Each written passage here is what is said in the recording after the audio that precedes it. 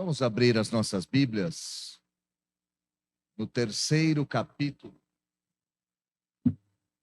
do livro de Apocalipse, versículo de número 14 até o versículo de número 22. Apocalipse, capítulo de número 3, do versículo de número 14 ao versículo de número 22.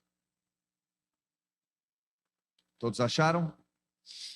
Está escrito assim na Santa Palavra do Senhor.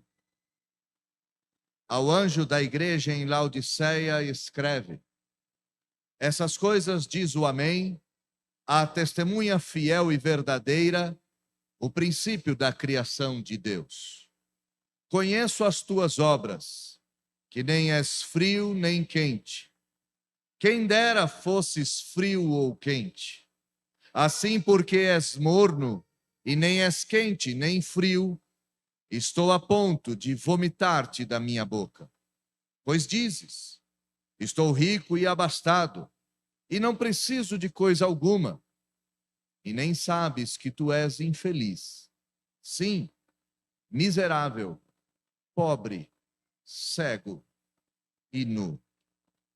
Aconselho-te que de mim compres ouro refinado pelo fogo, para te enriqueceres. Vestiduras brancas para te vestires, a fim de que não seja manifesta a vergonha da tua nudez.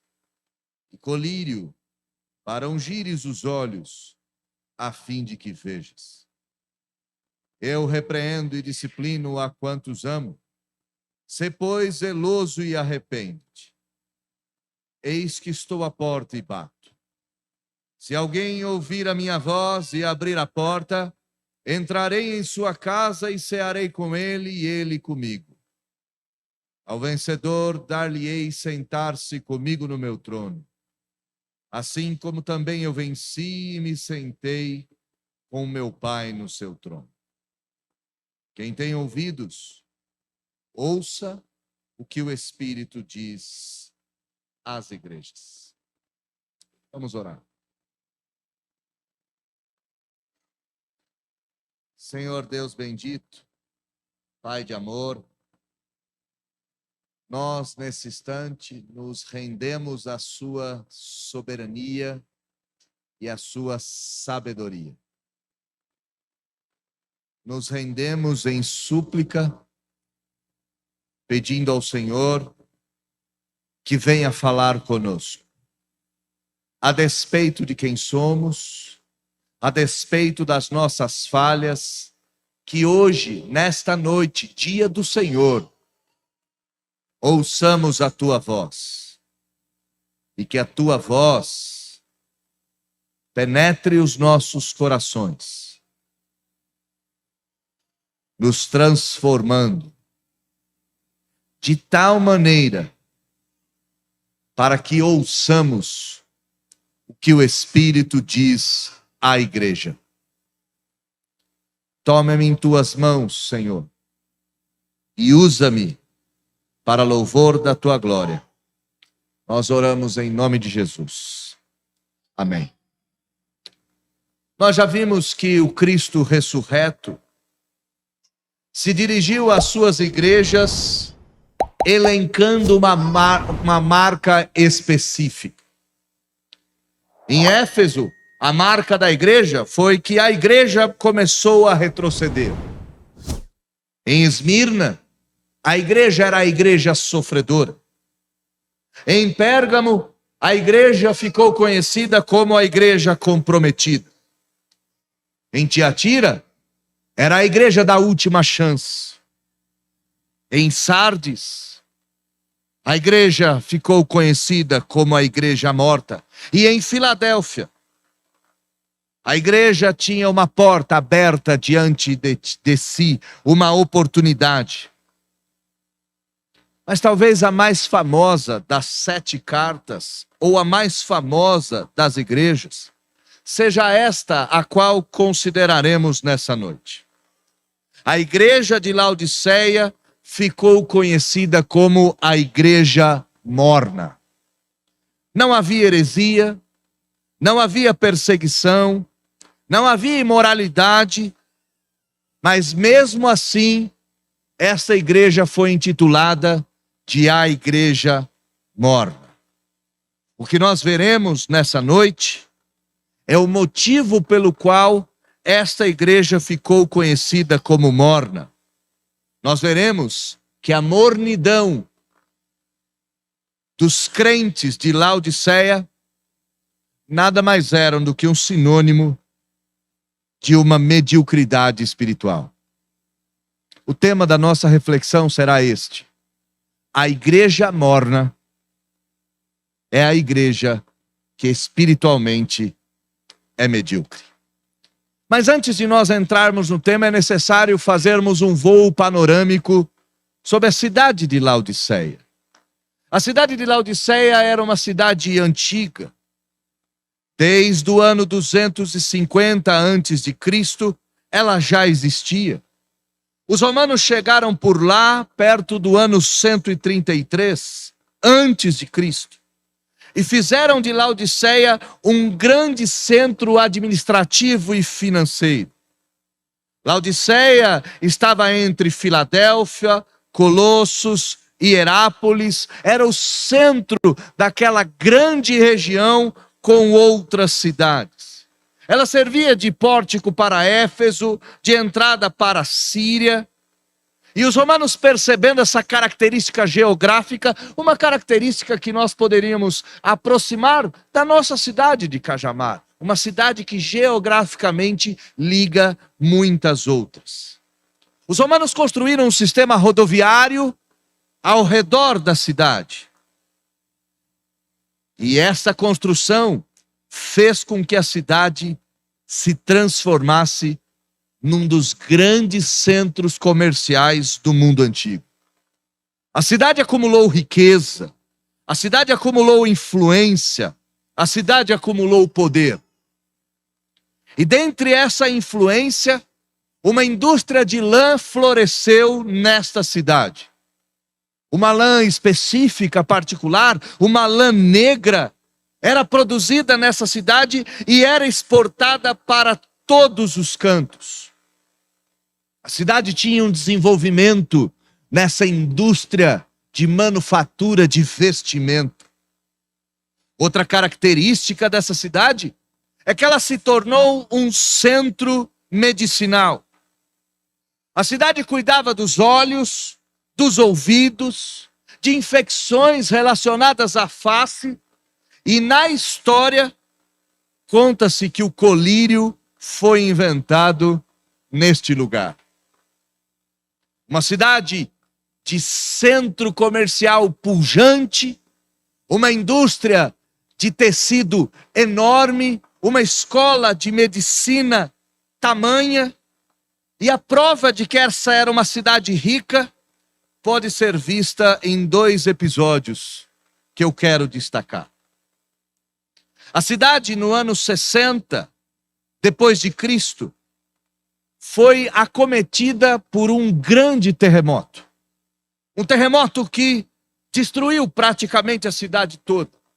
Os romanos ofereceram ajuda e os fundadores da cidade, os seus administradores, responderam: não precisamos de nada.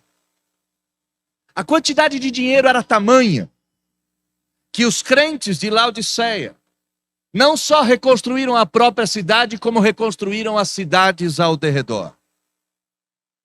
Conta-nos a história que por volta do ano 60, Jerusalém suplicou aos judeus que moravam nesse lugar uma ajuda financeira. Conta-nos que os judeus arrecadaram uma grande quantidade de ouro. E para vocês terem uma ideia, 1 quilo de ouro hoje em dia vale cerca de 310 mil reais. Esses crentes arrecadaram uma grande porção de ouro e enviaram para Jerusalém, e isso ficou conhecido, pois os romanos confiscaram a remessa e pegaram o ouro para si. Um último ponto desta cidade, para caracterizarmos essa cidade rica, essa cidade influente, essa cidade autônoma, pode ser visto na sua dependência de água. A água que abastecia Laodiceia vinha de Heliópolis. Cerca de 6 milhas, 1 milha, 1,6 quilômetro, pouco mais de 10 quilômetros. Um aqueduto trazia água. Só que esse aqueduto era contaminado com carbonato de cálcio. E a água, quando chegava em Laodiceia, além de imprópria para o consumo, chegava morna. Era utilizada para a medicina, mas suas fontes não eram capazes de gerar salubridade ou saúde para os seus moradores.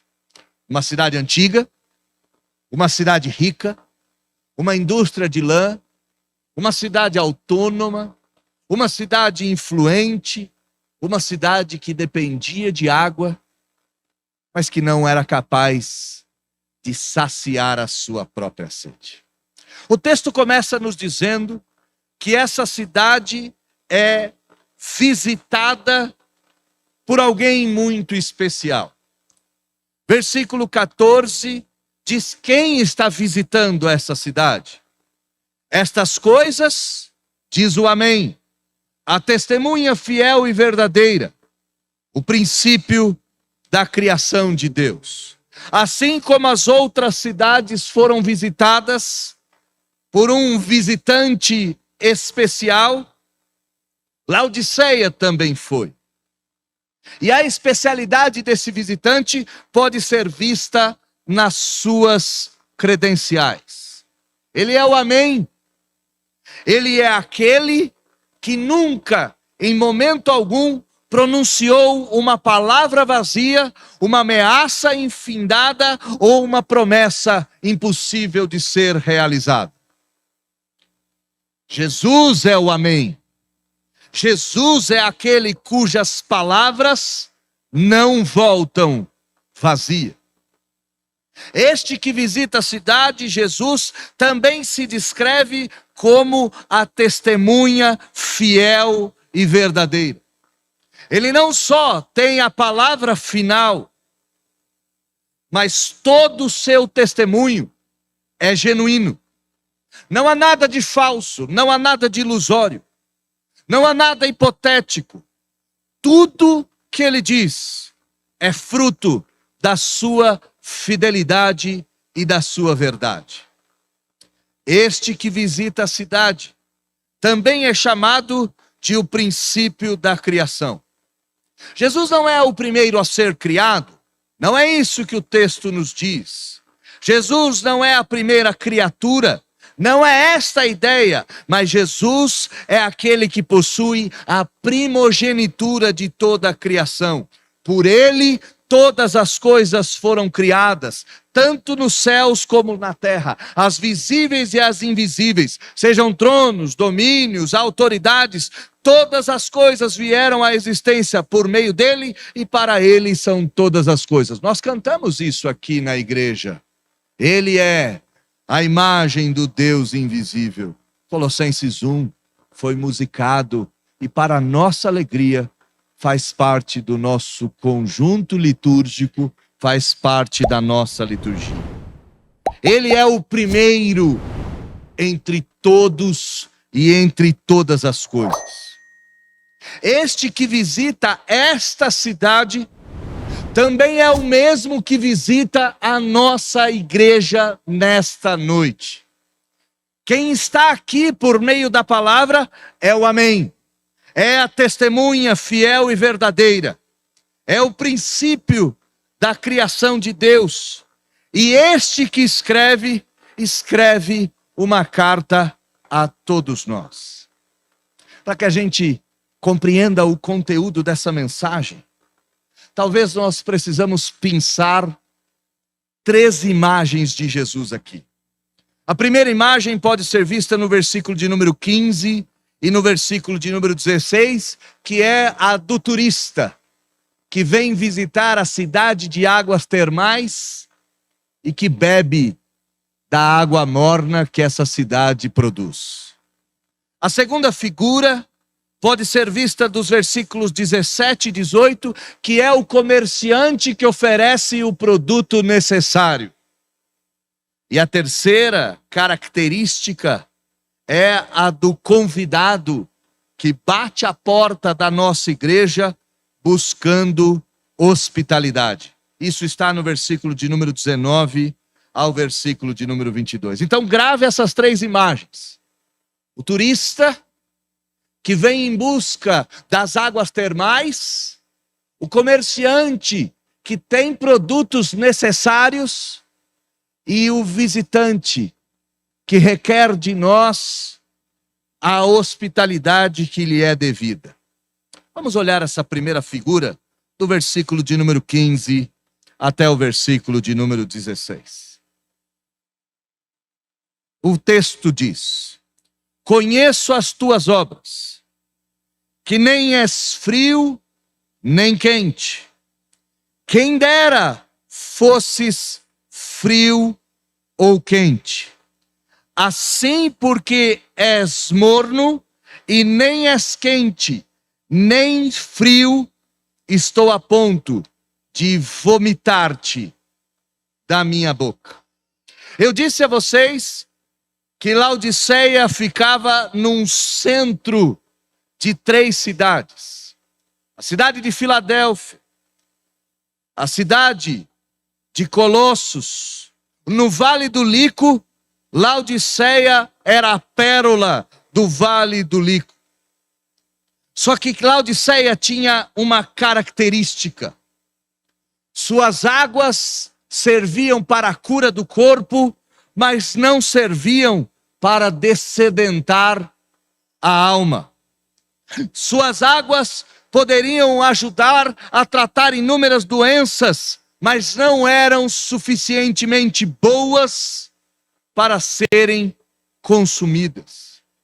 E aqui nós temos o visitante, o amém, a testemunha fiel e verdadeira, o princípio da criação vindo visitar a cidade de Laodiceia. E em meio ao calor da entrada da Ásia Menor, em meio àquele ambiente causticante, aquilo que o visitante, aquilo que o turista tanto necessita é um gole de água fresca.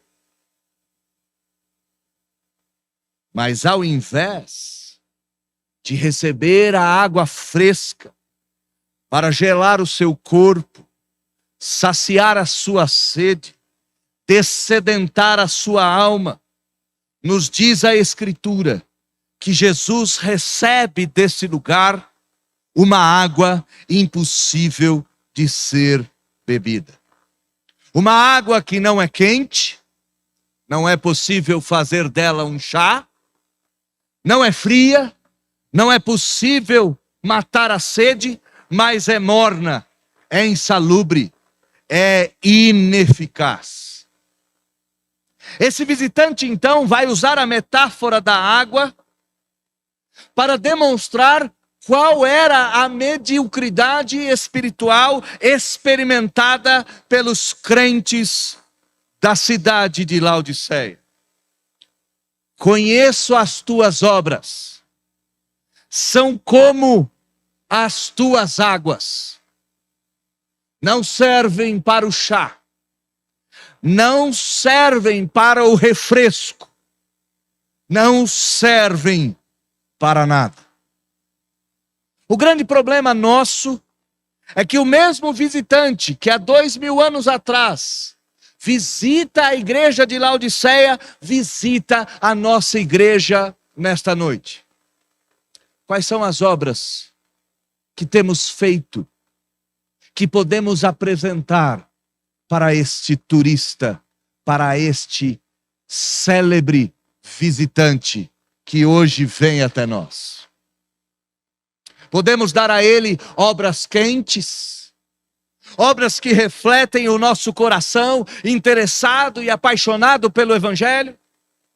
Podemos mostrar a frieza de homens e mulheres convictos da doutrina, que não arredam o pé, custe o que custar, ou podemos apresentar para Ele alguma coisa que não serve nem para mostrar firmeza, nem para mostrar paixão. A igreja precisa ser fria para suportar as investidas do inimigo e quente para fazer todas as suas obras, apaixonada e em chamas de amor por aquele a qual a chamou. O visitante de Laodiceia olha para a cidade e diz: não és quente, não és frio, estou a ponto de vomitar-te da minha boca. Eu não sei se você já teve essa experiência de estar com má digestão. A água morna só serve para expelir aquilo que está dentro de nós. Jesus visita a igreja de Laodiceia, não enxerga nela firmeza, não enxerga nela paixão e diz: por não verem vocês características bíblicas, estou a ponto de jogá-los para fora. Qual é a imagem que Jesus teria de nós nessa noite? Em primeiro lugar, qual é a imagem que ele teria de nós como denominação? Igreja Presbiteriana do Brasil. Ele veria em nós solidez doutrinária, paixão ardente, amor incandescente, ou ele veria em nós um tradicionalismo morto ou um conjunto de ritos sem sentido? Sai dessa esfera maior. Se ele viesse visitar a nossa igreja, Igreja Presbiteriana dos IPs, o que ele veria em nós?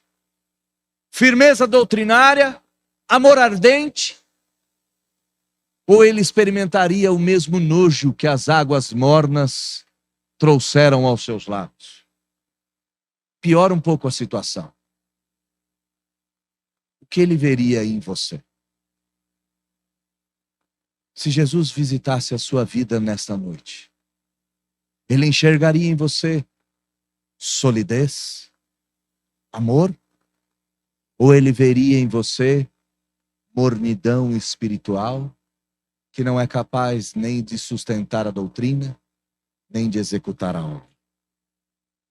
Mas essa figura do visitante, que encontra a mediocridade que o enoja, é substituída pela figura do negociador, do comerciante. Versículo de número 17, a figura alterna. A igreja de Laodiceia é morna porque diz: estou rico e abastado, não preciso de coisa alguma. O comerciante então diz: você não passa de um infeliz. Sim, é miserável, é pobre, é cego e é nu.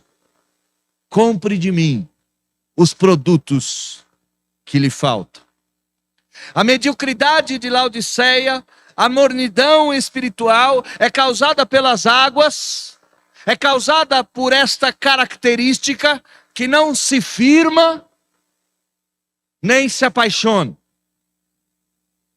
Em lugar disso, é tão louca, é tão insana, que não é capaz de enxergar a própria miséria. E esses crentes diziam: não precisamos de nada. Ecoando seus antepassados, que em meio aos escombros causados por um terremoto disseram: não precisamos de nada. Os crentes deste momento dizem: não precisamos de nada. Temos tudo. Temos riqueza, temos influência, temos comércio, temos ouro, temos remédios, temos abundância, temos tudo o que precisamos. É como se esses crentes dissessem para o visitante que assume a posição de um comerciante: nós prosperamos em tudo e não precisamos de nada. Contudo, quem está aqui é aquele cujos olhos são chamas de fogo e penetram o impenetrável, prescrutam a alma, afundam nas profundezas do ser e retiram de lá de dentro toda a verdade. E este Jesus, ao invés da opulência da igreja de Laodiceia, enxerga nela 4 características: miséria, pobreza, cegueira e nudez. Não há nada pior, irmãos queridos, do que um crente que não é capaz de enxergar a própria miséria e, ao invés disso, olha para o céu e diz: eu não preciso de nada. E aqui um alerta se faz necessário. Se na primeira metáfora das águas, talvez você tenha olhado para si e dito: eu não preciso de nada. Eu sou quente e sou frio ao mesmo tempo. Não necessito de nada. Ouçamos a palavra de Jesus que diz: miserável pecador, pois não é capaz de enxergar a própria pobreza.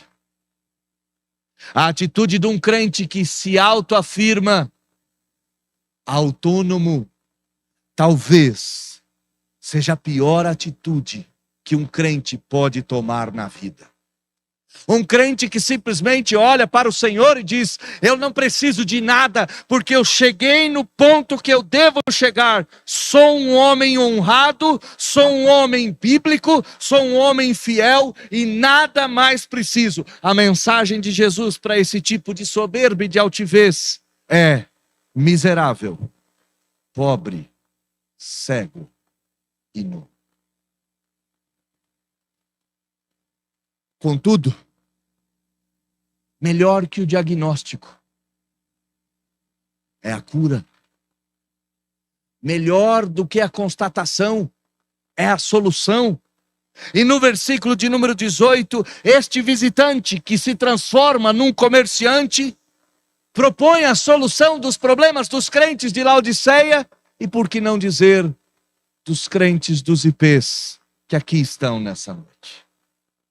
E ele diz: aconselho-te que de mim compres ouro refinado, vestiduras brancas e colírio para os olhos. Exatamente as características dessa igreja. Essa igreja tinha muito ouro. Essa igreja tinha muita riqueza. Essa igreja tinha uma indústria de manufatura de lã que era conhecida no mundo todo. Esta igreja estava na cidade em que o colírio foi inventado. E se escondiam no seu poder, enquanto Jesus diz: o seu ouro para nada presta, eu tenho ouro refinado. Suas roupas para nada servem, eu não tenho roupas negras, eu tenho roupas brancas. Teu colírio não lhe faz ver, eu tenho a verdadeira unção para os seus olhos. Jesus oferece a esses irmãos ouro vindo do céu, tesouro vindo de Deus, não o conforto da riqueza das próprias mãos, mas o conforto da riqueza vinda do céu. Riqueza esta depositada a nós e por nós num cofre seguro e forte, onde a traça, a ferrugem, o ladrão não é capaz de corroer, de roubar ou de destruir. O mercador oferece o ouro falso, o ouro de tolo. Não. Em seu lugar, ele oferece o mais puro ouro, refinado pelo ourives. Se o visitante enxerga em nós mornidão, e a nossa resposta é: nada necessito, o comerciante estende a mão e diz: eis que eu tenho tesouros para a vida. Mas esse comerciante continua dizendo: compre de mim vestes brancas, compre de mim vestes alvas, compre de mim vestes mais brancas, mais puras, mais cintilantes do que a neve, do que a alva lã. Ao invés das vestes negras produzidas pelas famosas ovelhas de Laodiceia, Jesus olha para eles e diz: tais vestes não são suficientemente capazes para esconder a sua nudez. O visitante que bebe água morna da nossa espiritualidade oferece tesouros inefáveis da própria realidade dele e substitutos verdadeiros e reais para esconder a nossa própria nudez. Lembre-se, irmãos, que esconder a própria vergonha é o primeiro ato de um pecador soberbo e arrogante. Você pode trazer à memória Gênesis, quando conta a queda dos nossos pais. Diz-nos as Escrituras que após terem cometido o pecado terrível da desobediência, nossos primeiros antepassados, Adão e Eva, fizeram roupas para si na tentativa de esconder a sua própria nudez. Contudo, o Senhor Deus não aceita as vestes feitas pelo homem e imola um animal e com a pele desse animal cobre a nudez dos nossos pais.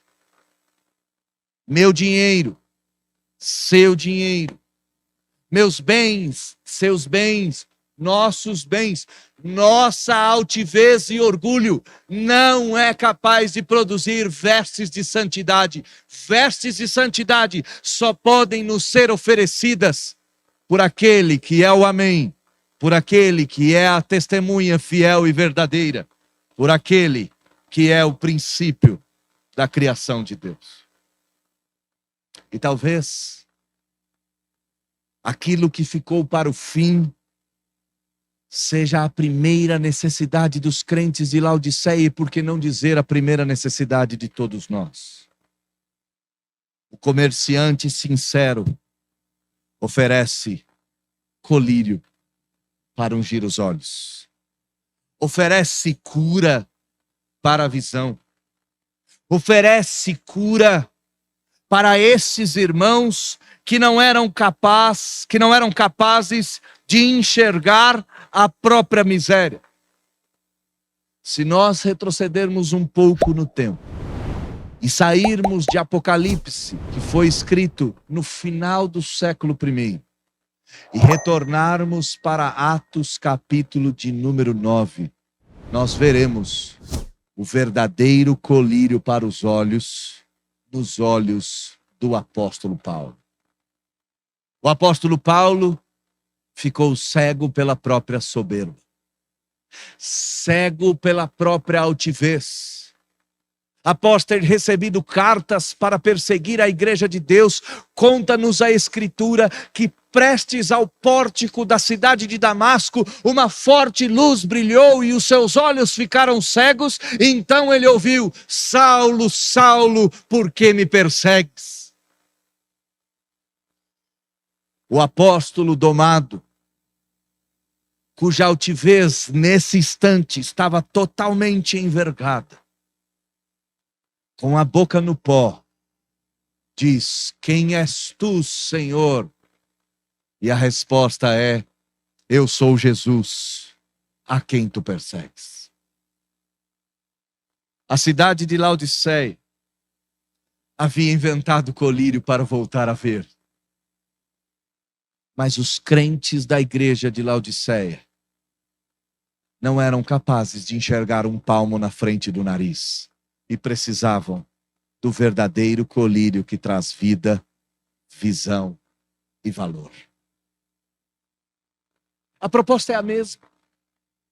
O visitante que tomou as nossas águas e as cuspiu, agora oferece para nós tesouro de verdade, vestes puras e visão perfeita. Oferece para nós aquilo que nós tanto necessitamos. Irmãos, nós não necessitamos de prédios melhores, de ar-condicionado, de estacionamento com manobrista. Não precisamos de cadeiras acolchoadas. Não precisamos de estrutura denominacional maior. Nossa necessidade não está pautada nas coisas desse mundo. O que de fato precisamos é a cura da nossa miséria, a cura da nossa pobreza, a cura da nossa cegueira e a cura da nossa nudez. Em nome de Jesus Cristo, ouça o que Cristo diz à igreja nessa noite. Ouça o que Jesus diz a você, membro da igreja, membro do corpo de Cristo. E receba de graça o mais puro ouro de ourives. E receba de graça as roupas limpas, alvas, como a lã. E receba de graça o lírio para vos fazer enxergar. Não diga, eu não preciso de nada. Não diga, eu não necessito de nada. Mas esse comerciante bendito, bem-aventurado, esse comerciante que tem produtos da vida e para a vida, se transforma num hóspede em busca de hospitalidade. Versículo de número 19, ele diz: eu repreendo e disciplino a quantos amo. Sê, pois, zeloso e arrepende-te, pois eis que estou à porta e bato. Se alguém ouvir a minha voz e abrir a porta, entrarei em sua casa e cearei com ele e ele comigo, e ao vencedor eu dar-lhe-ei sentar-se comigo no meu trono e experimentar a mesma vitória que eu recebi do meu Pai. Jesus, como turista, vai até as águas e gospe fora. Como comerciante, percebe que a igreja de Laodiceia era carente de todas as coisas e oferece produtos de qualidade. Agora, como hóspede, ele diz: eu vos amo. Repreendo e disciplino, pois vos amo. Repreendo e disciplino em amor. E a maior prova de amor é este Jesus, do lado de fora da igreja, batendo a porta, esperando abrigo. Preciso fazer uma correção aqui. Jesus não está batendo no coração do descrente. A carta foi escrita para a igreja. Ah, mas aqui está a prova do livre-arbítrio. Pelo amor de Deus, o texto fala de crentes. Ele não está batendo no coração dos incrédulos como um mendigo dizendo: eu quero entrar, use o teu livre-arbítrio e me deixe entrar. Esta não é a interpretação do texto. Aliás, se houvesse livre-arbítrio, tudo ficaria mais fácil. Pois hoje eu viria aqui com 3 proposições, e essas 3 proposições seriam simplesmente: tu és pecador, o pecador é ruim, deixemos de pecar. Se tivéssemos livre-arbítrio, diríamos: sim, Senhor, deixaremos de pecar, e a partir de hoje, nenhum mais de nós cometeria pecado algum. Isso é tão tolo que sabemos que podemos determinar o fim dos nossos pecados quanto quisermos. Nosso coração é como um porco ou um cão que volta ao próprio vômito. Nosso pecado é como a barba que, por mais que a cortemos, ela volta a cada manhã. Nosso pecado, por mais que o odiemos, ele volta a assediar a nossa alma e acompanhar o nosso coração. O texto então não está falando de um Deus que implora, mas de um amigo que nos visita, que visita a sua igreja e diz: meu grande objetivo não é detectar que a vossa água é ruim. Meu grande objetivo não é perceber apenas a sua pobreza, a sua cegueira, a sua miséria e a sua nudez. Meu grande objetivo é sarar essas coisas. Meu grande objetivo é vos dar ouro puro. Meu grande objetivo é pingar colírio nos vossos olhos. Meu grande objetivo é tirar as vestes negras e colocar no lugar delas vestes brancas. Meu grande objetivo é entrar e ceiar contigo. Então, abra a porta, pois estou do lado de fora, querendo entrar. Qual é a forma que Cristo bate na porta da nossa vida nesta noite? Por meio do texto que está sendo exposto. O texto que está sendo exposto são as marteladas na porta daquele que do lado de fora diz: crentes dos IPs, enxerguem a loucura dos vossos atos, se porventura sois mortos. Enxergue a miséria da vossa vida, se porventura não tendes em mim ouro, não tendes em mim vestes, não tendes em mim vida para voltar a ver. O que Jesus oferece a esses irmãos é um ato eloquente, contundente de amor. Ele, como um hóspede querido, que visita a nossa igreja, que nos oferece soluções. Mais do que isso, ele requer de nós que abramos a porta da nossa vida. Essa carta contundente, esta carta que condena a miséria e a mediocridade espiritual, termina com um chamado amoroso daquele que em nosso lugar morreu. E por ter morrido em nosso lugar, o chamado de Jesus é urgente.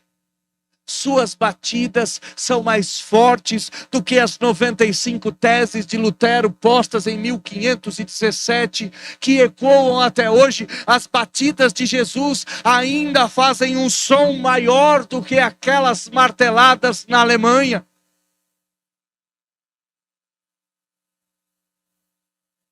E o que Jesus nos propõe é um novo e vivo caminho para o céu. Se abrirdes a porta, ó crentes de Laodiceia, se abrirdes a porta da repreensão, ó crentes dos IPs, além do ouro, das vestes e do colírio, além da água quente para o chá da tarde e a água fresca para o refresco da manhã, além de tudo isso, dar-lhe-ei o trono da vitória que está junto ao Pai Celeste. O que Jesus nos diz essa noite é: chega dessa altivez, chega de acharmos que temos tudo, chega de acharmos que não precisamos de nada, chega de olharmos para o nosso crescimento, para o nosso lugar, e de repente, numa atitude desenfreada, de cegueira espiritual, dizer para Deus: não precisamos de nada, precisamos sim, precisamos de tudo, pois ainda não chegamos no fim. Precisamos de colírio para os olhos, de depósitos para a vida, de vestes para o banquete, Precisamos do bom banquete de Cristo. Precisamos da boa ceia com o Salvador. Precisamos abrir o coração de novo, de novo, de novo, de novo.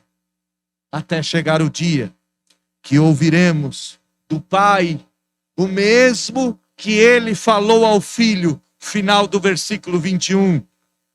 Venceste, e por isso sentarás ao meu lado com o meu Filho, que também é vencedor.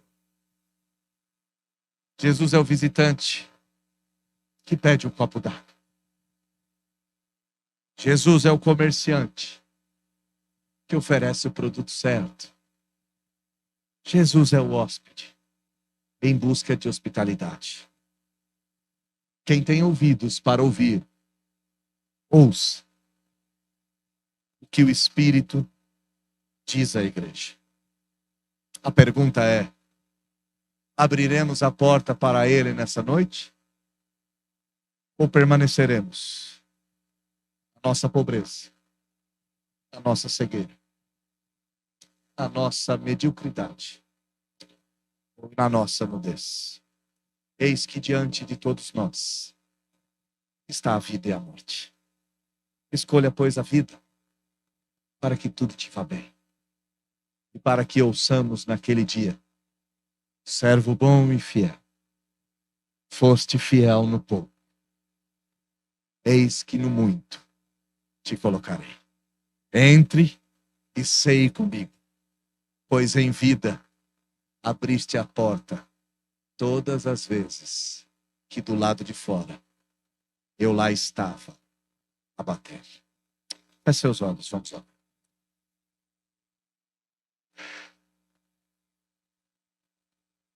Não queremos essa mornidão. Não queremos essa altivez. Não queremos tapar os ouvidos para o seu chamado. Não queremos. No lugar disso, queremos a frieza da doutrina sólida e o fervor do evangelismo contínuo. Não queremos o nosso ouro e a nossa prata. Queremos o ouro refinado do ourives. Não queremos as vestes que podemos para nós tecer, mas queremos vestiduras brancas oferecidas pelo Senhor. Não queremos o colírio feito em nome de uma divindade qualquer, mas queremos as gotas do colírio verdadeiro que unge os olhos e transforma a vida. Não queremos a obstinação de um coração que se recusa a se abrir. Ao invés disso, queremos a mesa farta, a ceia posta, o Senhor Jesus no lugar principal e nós quedados aos teus pés, como cachorrinhos que esperam as migalhas, mas ainda assim, os mais dignos dentre os homens. Queremos ouvir o que o Espírito diz à igreja. Queremos ouvir o amém, queremos ouvir a fiel testemunha verdadeira, queremos ouvir o primogênito dentre os mortos, o princípio da criação. Queremos ouvir o que Jesus tem a nos dizer. Suplicamos, Pai bendito, corta as amarras do nosso coração, derrete a cera que endurece a nossa alma e aqueça o nosso espírito mais uma vez, para bradarmos que Jesus Cristo é o Senhor para a glória de Deus Pai. Nos impulsione para um novo tempo contigo. E nos faça crentes dignos de receber a mensagem da salvação, a mensagem que traz esperança, que nos dá encorajamento e que nos faz triunfar em fé. É isso que queremos. É isso que oramos. E oramos em nome de Jesus.